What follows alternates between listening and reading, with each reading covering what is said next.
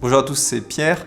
Comme tous les ans, Sony a profité du salon de l'IFA à Berlin pour nous présenter ses dernières nouveautés. Alors, comme le fabricant nippon nous l'a habitué par le passé, il aime renouveler ses smartphones haut de gamme tous les 6 mois, et c'est encore le cas.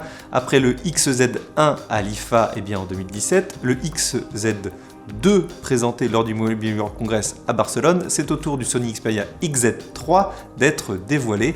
Alors on a eu la chance de le découvrir en avant-première lors d'un petit événement privé, et je vous propose de découvrir tout de suite nos premières impressions sur ce nouveau smartphone star du fabricant nippon. Le Xperia XZ2 était un bon téléphone incroyablement rapide et doté d'une bonne autonomie.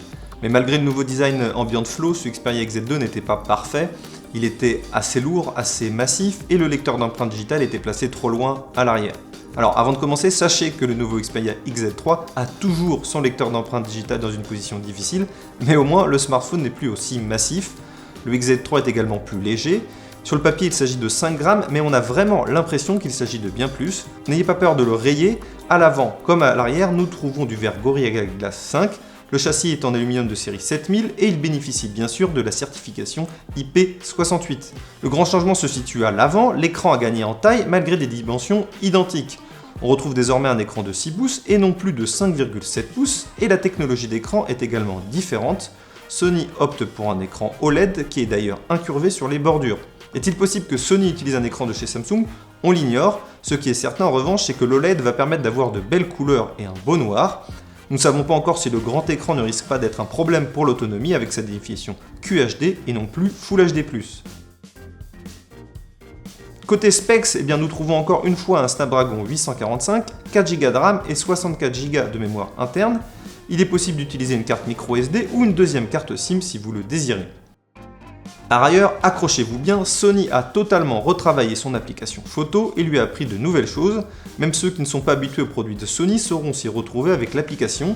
Sony propose également une nouvelle fonction de lancement rapide et l'intégration de Google Lens. Les scans de visage en 3D peuvent également être animés avec des émotions, mais ceci ne sera possible qu'après une mise à jour.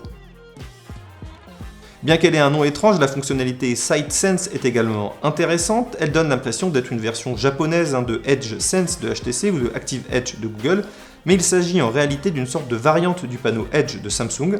Un double tap avec le pouce ouvre un menu rapide configurable.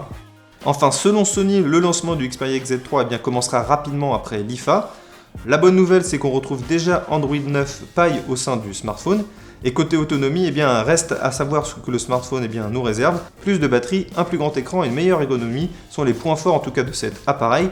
Le tout pour le même prix que ceux que l'on trouvait sur l'Xperia XZ2, à savoir 799 €. Voilà, c'est tout pour mes premières impressions sur ce nouveau Sony Xperia XZ3. Mais j'avoue que pour le moment, je vais être honnête, je reste un peu sur ma faim avec ce smartphone. Alors oui, Sony a réussi à gommer pas mal de défauts de la génération précédente, et ce Xperia XZ3 semble n'avoir rien à envier avec ce que peut proposer la concurrence, notamment Samsung ou encore OnePlus. Mais voilà, sur Xperia XZ3, on retrouve toujours le positionnement un peu étrange du lecteur d'empreintes digitales. On ne dispose pas également des fonctionnalités qui sont réservées à la gamme premium de Sony, c'est-à-dire un double appareil photo et ce capteur de 48 mégapixels, et c'est dommage, je trouve, sur ce Xperia XZ3.